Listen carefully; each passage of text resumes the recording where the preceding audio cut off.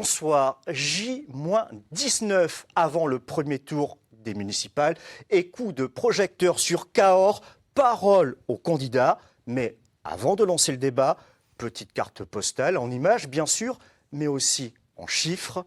On regarde.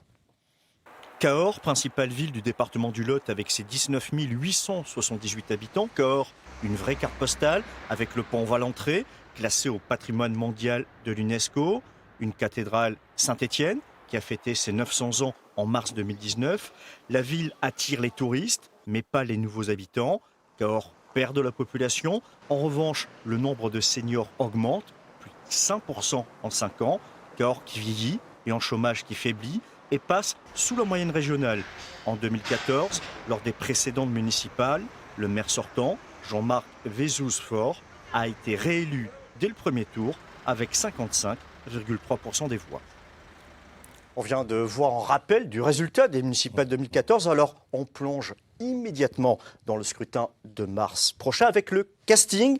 Elsa Bougeoir, bonsoir. Bonsoir. Vous êtes la tête de liste de Cahors à gauche. Cap à gauche. Cap à gauche. À vos côtés, François Duchesne, bonsoir. Bonsoir. Votre liste Cahors en transition brandit l'étendard écologique. En face de vous, Roland Hureau, bonsoir. Bonsoir. Votre liste Aimé Cahors a été présentée hier, mardi, publiquement, après un vrai suspense. Ouais. À vos côtés, Bruno Lervoire, bonsoir. Bonsoir. Vous êtes candidat du Rassemblement national. En plateau également, Thierry Laurin, bonsoir. Bonsoir. Soutenu par En Marche, mais avec une liste qui se veut plus large. Enfin, le maire sortant, Jean-Marc Vezous-Faure, et vous briguez un troisième mandat. Voilà, on ouvre le débat et on commence par une question qui coule de source à Cahors. L'eau potable, 5 fois en 5 ans, pas d'eau potable au robinet. Comment éviter que cela recommence, Monsieur Hureau? Monsieur Vezous-Faure, actuel maire, est en place depuis 12 ans. Je rappelle que le président des États-Unis, c'est 2 fois 4 ans. Le président de la République, c'est 2 fois 5 ans. Je suis étonné qu'en tout ce temps, il n'ait pas organisé, il ne se soit pas organisé pour régler ce problème fondamental de l'eau. Et votre réponse à vous? Attendez, je voudrais quand même continuer. Nous avons un taux d'impôt, un des plus élevés de la région et des villes semblables. Mais sur la question de l'eau potable. On s'attendrait à ce que les services publics soient mieux organisés. J'ai 2 noms, Chemvinon, Veolia Propreté, Oxlo, qui peuvent fournir à la demande et immédiatement des stations de pompage mobile en location. Alors, je me demande pourquoi on n'a pas pensé à faire appel à elle. Mais si vous êtes élu, ça sera votre solution, c'est-à-dire de recourir à des prestataires. Ça, c'est des solutions provisoires. Ensuite, il faut sûrement une solution plus durable. Parole à la défense, Jean-Marc Vezous-Faure. D'abord, il est important de rappeler que l'eau de Cahors fournie par la Chartreuse est une très grande qualité, puisqu'elle n'est pas traitée. Par contre, depuis 2016, nous devons faire face à 2 phénomènes. D'abord, une intensification de la pluviométrie, parfois de manière importante, et puis surtout un contrôle de l'ARS qui est beaucoup plus poussé, c'est-à-dire qu'aujourd'hui on cherche des parasites par exemple qu'on ne cherchait pas avant. Et donc nous avons dès 2015, dans le cadre du schéma directeur d'alimentation en eau potable, pris la décision d'équiper cette ville d'unités de filtration. Beaucoup de démarches ont été passées, puisque nous avons conduit toutes les études environnementales, géotechniques. Nous avons trouvé le site. Nous avons arrêté la technique qui nous permet d'assurer une solution pérenne. Donc vous avez la solution? Nous avons aujourd'hui Elsa Bougeoir a l'air d'en douter. Votre réaction? Nous sommes toujours engagés à ce qu'elle soit réalisée au bout de 8 ans. Il y a des délais incompressibles. J'ai toujours dit qu'elle serait réalisée en 2023 et elle le sera. J'ai bien conscience de la problématique que ça peut créer pour les Cadurciens, mais cet engagement, comme les autres, sera tout. Elsa Bougeoir, il suffit d'attendre et ça va être réglé en 2023. Je n'en doute pas, puisque le projet est maintenant engagé et que l'unité de filtration va se faire. On peut effectivement regretter que ça n'ait pas été auparavant anticipé. Ce qui est important dans cette question de l'eau, c'est comment on a aussi géré la crise sur Cahors. C'est-à-dire que quand on voit qu'on a des distributions de bouteilles d'eau à l'heure de la transition écologique, où on devrait distribuer l'eau par citerne, c'est quand même une aberration. Ensuite, on revient là vraiment au cœur du service public. C'est-à-dire que cette affaire montre toute l'importance du service public. Puisqu'on a une eau qui est en partie sur Cahors en régie publique. Les choses sont faites et les investissements seront réalisés. Par contre, ce service public, il faut l'étendre à toute la commune. François et maintenir Duchesne, la régie sur publique. cette idée que le service public doit s'adapter et qu'il faut, comme cela, effectivement, apporter une solution rapidement. Vous êtes d'accord ? J'ai entendu Jean-Marc Vessouze déplorer que c'était aussi dû à une forte pluviométrie sur les dernières années et sur un contrôle qui était devenu plus rigoureux. Je crois que ça démontre deux choses. D'abord qu'il y a un réchauffement climatique qui va obliger les communes à s'adapter et à rentrer en résilience face à un réchauffement climatique qui est de plus en plus maltraitant pour le vivant et pour les habitants de Cahors. Et ensuite, pour ce qui est des bactéries que l'on retrouve dans l'eau à cause des contrôles plus fréquents, il y a, à mon avis, beaucoup de choses à faire sur ce que l'on appelle le territoire drainant de l'eau, par où l'eau passe, par quelle terre elle passe avant d'arriver dans notre source qui est la Chartreuse. Et là-dessus, au niveau des réglementations agricoles, il y a, à mon avis, beaucoup de choses à faire. Et principalement à passer au bio. Thierry Laurin, sur cette question d'eau, vous avez beaucoup évoqué le sujet pendant le début de campagne. Oui, j'en ai déjà parlé. Alors, si vous voulez, je pense qu'il faut remettre les choses un petit peu dans un certain contexte. Moi, je dis que de temps en temps, quand on doit choisir de donner de la bonne nourriture à ses enfants ou leur acheter un smartphone, je pense qu'il ne faut pas se tromper. Il faut choisir de donner de la bonne nourriture. Et en l'occurrence, je pense que le problème de l'eau, c'est un vrai problème de santé. Donc, c'était quelque chose qui était prioritaire à mon sens. Donc, je vais vous dire, on a plus qu'un problème de l'eau parce qu'on a quand même un problème de déperdition de notre réseau. Le réseau, il perd pratiquement un tiers de ce qu'il produit.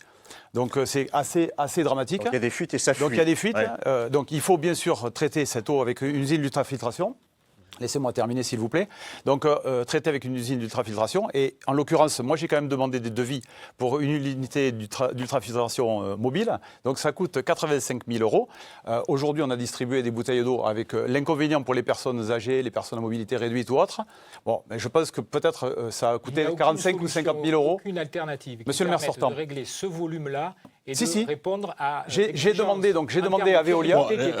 Monsieur le maire, j'ai demandé à Veolia, donc en fonction des volumes qui sont traités. Oui, j'ai un devis. On a toutes les études en interne. Moi, j'ai un devis et il est clair, net et précis. La solution n'existe pas. Alors, écoutez, on va pas s'envoyer dans le sujet, on va entendre...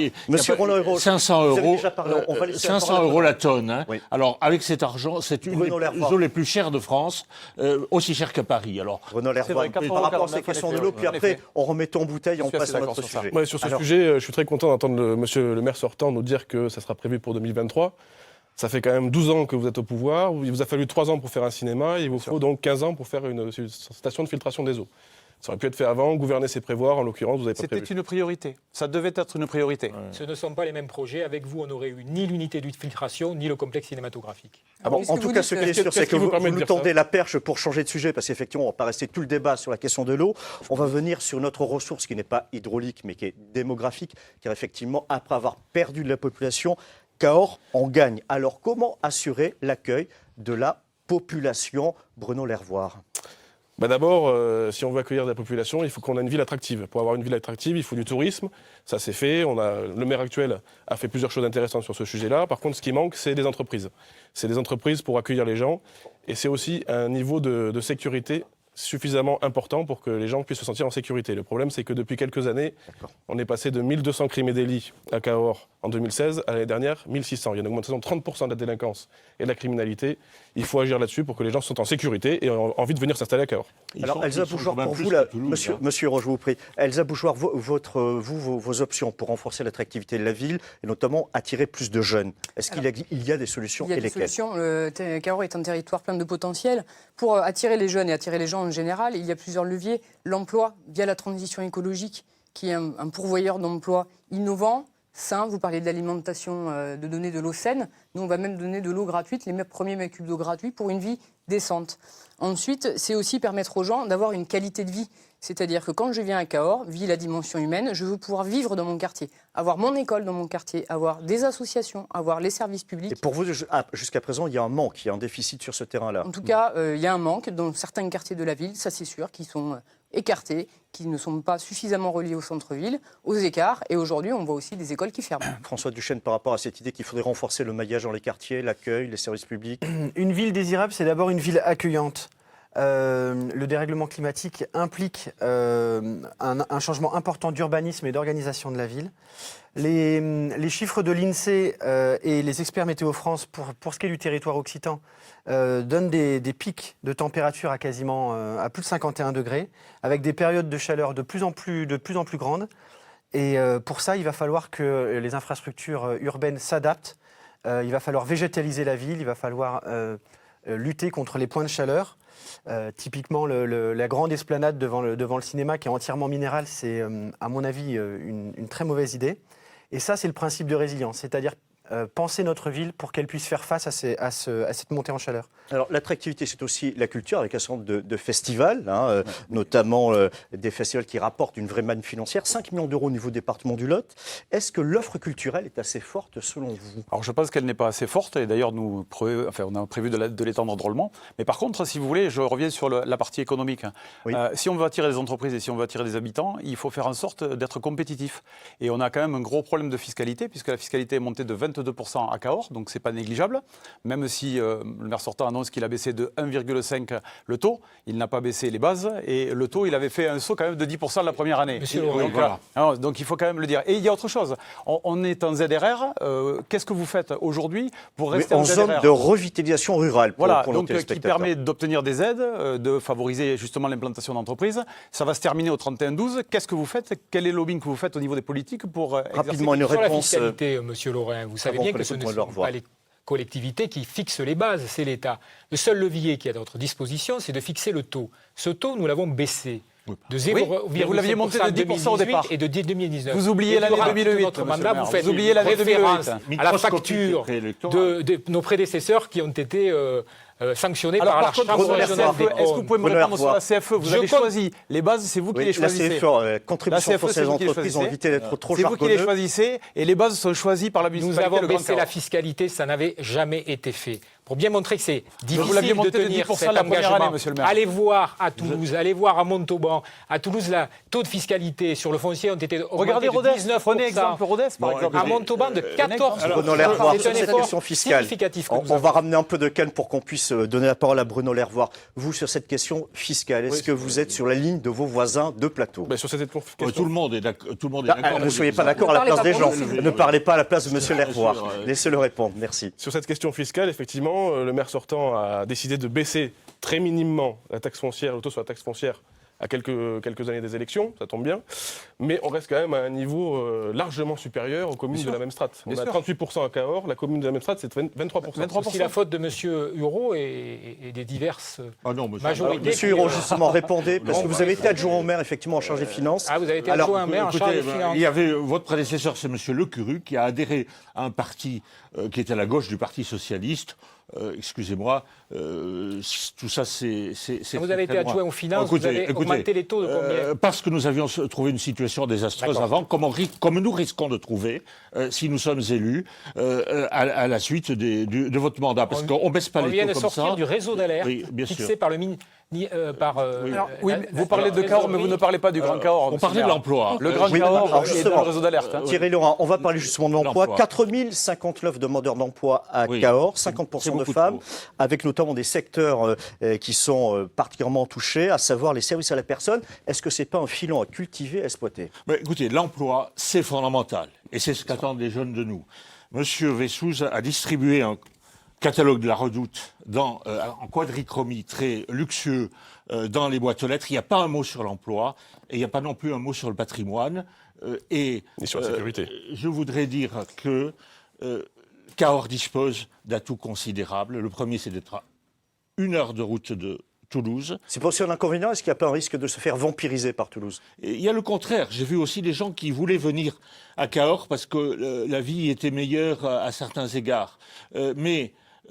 Parce qu'ils aiment les petites villes, ça va être la tendance, surtout s'il y a des épidémies dans les grandes villes. Ça va être... Si vous lancez sur la trace du virus, là, effectivement... La proximité de Toulouse. Ouais. Deuxièmement, la zone industrielle, qui est magnifique, qui avait chemin de fer, qui avait autoroute et qui avait un aéroport jusqu'à ce que M. Vessouze le ferme. Et troisièmement... Il ne va pas fermer. Alors, terminez rapidement, et Elsa Boujard ensuite sur cette question d'emploi. Troisièmement, le patrimoine, parce qu'aujourd'hui, il y a pas, le patrimoine est un facteur de développement. La culture, il ne faut pas opposer la culture et l'emploi. La culture, quand il y a une véritable préoccupation patrimoniale, une préoccupation culturelle dans la municipalité, ce qui n'est pas du tout le cas depuis 12 ans, il y a là un facteur de développement. Elsa Bougeois, sur la question de l'emploi. Sur la question de l'emploi, comme je le disais, donc on est à l'heure de la bifurcation écologique qui est nécessaire et urgente et qui est pourvoyeuse d'emplois. Pourquoi ? Parce qu'il va falloir rénover thermiquement les logements et les bâtiments. Parce qu'il va falloir produire une alimentation saine et accessible à tous, via par exemple des potagers municipaux. Et vous parliez du service à la personne. C'est effectivement une source d'emploi, mais nous, on défend que cette source d'emploi soit un emploi du service public, pour qu'il soit accessible à tous, et pas seulement à une catégorie de personnes qui peut se payer ce genre de service. François Et enfin, Duchesne, pour la culture, on a des Duchesne. offres effectivement institutionnelles. La culture n'est pas accessible à tous aujourd'hui à Cahors. Il faut savoir que tout le monde ne peut pas se payer l'école de musique, ne peut pas se payer le théâtre. Donc, ce qui est important, c'est la tarification sociale pour l'accès à la culture. Et c'est aussi permettre à la culture citoyenne, portée par les citoyens et tous les habitants de Cahors, d'être développée, d'être soutenue et François d'avoir Duchesne, une sur cette vie. idée qu'il faut renforcer l'offre culturelle et surtout l'accessibilité à la culture. Pour ce qui est de la culture, il y a une offre qui est assez délaissée par la municipalité, qui est le tissu associatif. Et je pense qu'en remettant en place des conseils citoyens, en leur donnant une autonomie financière, en faisant appel au tissu associatif, en leur donnant une autonomie financière plus large, on permettra à une offre culturelle d'être au plus près des habitants, en fonction de ce qu'ils aiment dans leur quartier, mais aussi faite par eux-mêmes. Et ça me semble. Jean-Marc Vézousfort, vous avez présenté votre programme la semaine dernière. Il y a une offre culturelle. Quelles sont vos propositions pour étoffer votre bilan et vous projeter sur le prochain mandat en matière culturelle ? D'abord, je voudrais rappeler que nous avons mis en place un engagement qui était le nôtre, de mettre en place un complexe cinématographique en centre-ville. C'est un projet culturel, c'est un projet économique. Quasiment l'ensemble des candidats s'y sont opposés. Ce n'est pas la preuve qu'il y a une opposition systématique. On nous avait promis, on avait agité les peurs, on avait dit que les prix seraient beaucoup plus chers qu'ailleurs, qu'il y aurait une augmentation de 40%. On nous avait dit qu'il y aurait un déficit. Quelle est la réalité aujourd'hui ? Il y a eu 45 000 entrées. 45 000 entrées au bout de 2 mois. C'est déjà une réussite. Ça va renforcer la vitalité du commerce de centre-ville et ça va répondre à une jeunesse qui, aujourd'hui, demande ce type d'équipement. Mais la jeunesse ne peut pas se payer le cinéma aujourd'hui. Monsieur le maire sortant, Par rapport à cinéma Il est surtout aujourd'hui. mal placé. Monsieur le maire Vous sortant. n'avez aucun respect pour le patrimoine de Cahors. Bruno Lerval, Monsieur Hureau, Et vous avez on vous entend, mais par contre, Bruno Lervois, on ne l'a pas beaucoup entendu jusqu'à présent sur cette question. Par exemple, c'est le même architecte. Alors, Bruno Lervois, allez-y, imposez-vous. Monsieur Hureau, mais excusez-moi. Alors, sur cette question de l'offre culturelle. Sur le cinéma, effectivement, mais c'est des choses qui attirent les jeunes, c'est vrai, mais les jeunes, ils ne viendront à Cahors que s'il y a des emplois. Ils peuvent faire tous les cinémas que vous voulez, s'il n'y a pas d'emploi, ils ne viendront pas. Ou ils Il y a un resteront autre pas. problème quand même. Attendez, juste sur le cinéma, je Oui, finis. laissez finir Bruno Sur le Lervois. cinéma, on n'est pas contre le cinéma en tant que tel. Le problème, c'est le financement. C'est pas ce que vous avez écrit. Si, j'ai écrit tout à fait que le cinéma, c'était une chose bien. Le problème, c'est le financement. Vous avez financé avec de l'argent public. Normalement, un cinéma, c'est quelque chose de privé. Si aucun privé n'a voulu faire un cinéma à Cahors de ce type-là, c'est peut-être parce que c'est pas rentable. Mais vous êtes contre l'accompagnement à l'économie ? Vous croyez que quand on développe 30 hectares viabilisés à Cahors Sud, la collectivité n'accompagne pas ? Si, Il y a aujourd'hui plus de il faut 800 000 accompagner, il faut euros pas payer tout. qui sont portés par le Grand Cahors et par la mais région. ce sont deux sujets différents. Bruno Lervois, Et les résultats sont là. Est-ce qu'on a c'est depuis- un projet qui, justement, ne tient pas la route au niveau financier. On verra sur le long terme, mais il faudra, à mon avis, 50 ans, d'après mes calculs, pour que ça soit rentable pour Vous la mairie. agitez les peurs. Je ne mensonges. fais que donner les chiffres, monsieur. Oui, Vous voulez Thierry- faire Thierry- peur aux Cadurciens. Je fais peur au cas d'Urcia. Il faut faire Ah ouais. revenir des Première gens nouvelle. à Cahors. Il faut faire Thierry venir Laurent. des gens dans les commerces. Les commerces, à ce moment, sont en train de fermer. Dans la rue Foch, ça ferme. Dans la rue de la préfecture, ça ferme. Rue du Portail-Alban, ça ferme. Vous avez mis en place un stationnement qui est répressif. Donc, je conteste ce stationnement, vous le savez. Je l'ai dit, je l'ai redit. Donc, il faut remettre une police municipale digne de ce nom et arrêter de travailler avec cette société privée qui met des PV à tire-larigot et qui fait en sorte que les gens ne viennent plus à Cahors. Les extérieurs ne veulent plus venir dans les commerces et les commerces se plaignent. Donc, si on veut faire venir des habitants, c'est le même problème. Qui a mis les 30 minutes gratuites ? Je vais Qui a mis le insister. samedi après-midi gratuit ? Rappelez-vous, Sous la Vous promettez tout et n'importe quoi. je et vous ai il n'y fait a la pas les pression. Je ressources suis qui vont venu vous avec. voir plusieurs fois pour ça. Il n'y a pas que vous deux. Hein. Non, mais il n'y a pas non plus que vous, Monsieur Roland. Monsieur Hureau, vous parlez C'est pas une soirée spéciale Roland Hureau, désolé. François Duchesne. Je voudrais dire un mot sur la culture. Oui, vous avez, on va revenir vers vous, mais après. Oui, voilà, merci. Pour ce qui est de l'économie, vous avez nommé une manne financière qui n'a pas été reprise dans le débat. C'est le troisième âge. Et là, il y a vraiment il y a effectivement quelque chose à faire. Il faut prendre soin de ces personnes qui ont besoin d'aide, qui ont besoin d'accompagnement. Il y a effectivement une économie qui peut être faite, qui peut être à échelle humaine, qui peut être vertueuse d'un point de vue écologique, puisqu'on peut s'occuper d'humains et pas sur des grandes structures avec des centaines et des centaines de lits, mais des choses à taille humaine. Et ça me semble important, et ça a peu été dit dans le débat, donc je voulais le rapporter. Elsa Boujard, oui. Manne financière, ça me fait quand même un peu réagir, parce que c'est une drôle de manière de parler des personnes aînées ou qui ont besoin de services à la personne. En tout cas, c'est effectivement un levier économique.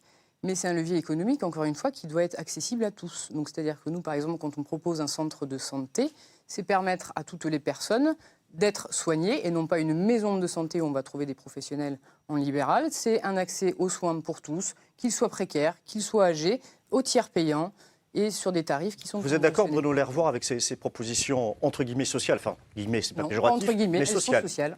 Sur le social, oui, non, mais moi, c'est pas ma priorité. La priorité pour Cahors, on en a parlé, c'est l'économie, la sécurité. Le stationnement, je suis d'accord avec M. Lebrun, il faut revoir le stationnement. Si on veut remettre des commerces en centre-ville, il faut baisser la fiscalité, il faut créer une brigade de nuit pour assurer la sécurité, parce que la sécurité, c'est très important. Et pour rajouter, quand on touche la fiscalité, on touche aussi les personnes âgées. Parce que moi, j'ai rencontré quand même des gens dans des quartiers, quand je tractais, qui m'ont dit qu'ils étaient obligés de vendre leur maison parce qu'ils n'arrivaient plus à assumer le foncier. Et ça, c'est dramatique. Et quand on réduit la fiscalité, qu'est-ce qu'on réduit ? Qu'est-ce qu'on enlève comme service public ? C'est-à-dire qu'on va demander maintenant aux enfants... Si on réduit la fiscalité, on enlève des services publics. Qu'est-ce qu'on enlève ? Il nous reste une minute avant le dernier tour de la baisse de la Qu'est-ce fiscalité. qu'on arrête de faire ? Il faut aller chercher d'autres personnes qui payent Dites-nous où sont les économies, des entreprises. Des économies, je peux vous en citer. Il nous reste Thierry Laurent, 90 000 euros. Thierry Laurent, Roland Hureau, il nous reste une minute avant le tour de table. Ce sont des fausses promesses. 590 000 Jean-Marc Vézesfort, on va arriver à la fin du débat stricto sensu avant de passer au tour de table. Vos propositions, là on a parlé de votre bilan, et normal, vous vous retrouvez au milieu du jeu. Donc une proposition rapidement avant le tour de table. Non, simplement regarder les chiffres de l'INSEE. Nous avons eu cette année 471 habitants supplémentaires. C'est du jamais vu depuis 1975. C'est un encouragement à poursuivre la politique d'attractivité que nous avons mis en place. Ouais. Le développement économique sur Cahors Sud, l'essor universitaire, nous sommes passés de 650 à plus de 1000 étudiants aujourd'hui sur ce territoire. Je pense à la reconquête du centre historique. Nous avons refait les rues. Nous avons rénové 630 logements. 120 étaient vacants. Et nous avons mis en place des équipements. Les réponses sur les gens, ce sont des gens de plus de 60 ans. Alors malheureusement, on pourra voir la soirée, ça serait parfait. Mais ça y est, on est déjà arrivé à la dernière séquence de notre débat, à savoir le dernier mot aux électeurs. Et on commence par, ça a été tiré au sort, Jean-Marc Vézesfort. Vous avez maximum une minute. Le débat de ce soir a donné un petit peu le ton de cette campagne. Je vois que certains cèdent à la tentation de la critique systématique, de dénigrer cette ville. Je l'ai entendu sur le commerce. Je rappelle que la vacance commerciale n'est qu'entre 5 et 7%, quand elle est beaucoup plus importante ailleurs. Le recensement a montré une augmentation de la population. L'emploi, vous l'avez dit, a baissé. C'est tout ce travail que nous avons fait avec notre équipe qui a permis de redonner de l'attractivité à la ville et d'améliorer le quotidien des Cadurciens. Moi, à cet état d'esprit, j'oppose une équipe renouvelée, pleinement mobilisée, un projet crédible, sérieux, qui a été co-construit avec les habitants. Monsieur Roland, c'est fini le débat, vous aurez trop de temps de parole. Le 15 et le 22, j'invite les Cadurciens à faire le bon choix, celui de la sérénité et de la cohérence. Monsieur Hérault, je vous en prie. Il pourrait être pour n'importe quelle ville. Monsieur Laurent, allez, à vous, Monsieur Laurent. Écoutez, qui permet d'offrir un avenir aux Cadurciens. Ce débat est intéressant, je pense qu'il se poursuivra entre les deux tours, très certainement. Moi, je dis juste que la ville de Cahors, elle n'appartient pas aux élus, elle appartient aux citoyens. Donc moi, j'ai composé une liste avec des gens de la société civile, des gens qui sont de droite, qui sont de gauche, qui sont du centre, et qui ont envie d'un vrai projet pour Cahors, qui ont envie de bouger économiquement cette ville, de faire en sorte qu'elle se dynamise, de lui redonner une identité. Pourquoi ? Parce qu'aujourd'hui, quand on arrive dans Cahors, vous voyez les ronds-points dans l'état où ils sont, il n'y a aucun endroit où un systématique qu'on systématise qu'on fait de la vigne et qu'on fait du vin de Cahors. Donc mettre en évidence tout ça. Il n'y a pas de piste cyclable. Quand vous êtes sur les parkings de délestage, dans Cahors, on ne peut pas circuler en vélo. Les vélos circulent un petit peu n'importe où. Donc il faut redonner envie aux gens de venir à Cahors. Et nous, notre équipe, ensemble, Cahors Ensemble et Autrement, fera en sorte de faire en sorte que les gens se plaisent à Cahors. Monsieur Bruno Lervoire, à vous, 1 minute maximum. Eh bien, écoutez, chers Cadurciens, chers Cadurciennes, j'ai envie de vous dire que, comme disait Albert Einstein, on ne règle pas les problèmes avec ceux qui les ont créés. Le 15 mars, vous avez la possibilité soit de continuer avec M. Vessous, qui est au pouvoir depuis 12 ans, soit de choisir M. Laurin, qui a été à la CCI très longtemps, qui est donc dans la politique, dans l'économie depuis très longtemps à Cahors, on a vu ce que ça a donné, soit M. Hureau, qui a aussi été au pouvoir un certain temps à Cahors. Donc si vous voulez une liste renouvelée, une liste solide avec des gens qui sont compétents et un avenir pour Cahors, vous savez quel choix faire. Voilà, François Duchesne, à vous maintenant. Madame, Monsieur, plus que toutes les municipales, plus que toutes les élections municipales précédentes, celles de 2020 sont décisives sur le plan climatique. Celles et ceux que vous élirez auront la responsabilité d'assumer leur mandat sur la période de 2020 à 2026. Fenêtre de temps restante pour mettre en œuvre les mesures permettant de rester en dessous des 2 degrés de réchauffement climatique. Cet objectif global ne pourra être atteint qu'avec une transformation radicale et immédiate de nos territoires. Pour cela, Cahors a besoin d'élus convaincus de la nécessité d'agir et de fédérer autour de la question écologique. La prédation sans limite sur les ressources de la planète et la course au profit génèrent l'expansion des inégalités et détruit le vivant. Nous avons la conviction que nous pouvons localement et collectivement agir pour faire bouger les lignes. Nous ne nous reconnaissons plus dans les politiques mises en œuvre à l'échelle du territoire sur une écologie de petits pas. Seul un projet qui implique de prendre toutes les décisions en fonction de l'impératif écologique, qui fait le lien entre les alertes scientifiques, démocratiques et la justice sociale le permettra. Parce que l'écologie... Je suis désolé, c'est un peu brutal, mais votre temps est écoulé. Je suis vraiment navré. Elsa Boujard, c'est pour assurer l'égalité des invités et donc des candidats. Elsa Boujard, votre mot de la fin. Alors, posons-nous la question, quel système nous oblige aujourd'hui à une bifurcation écologique dans l'urgence, qui amène de plus en plus de précarité, qui détruit nos services publics, même au sein de la commune? C'est le système libéral, soutenu par tous les gouvernements jusque-là, précédents et actuels.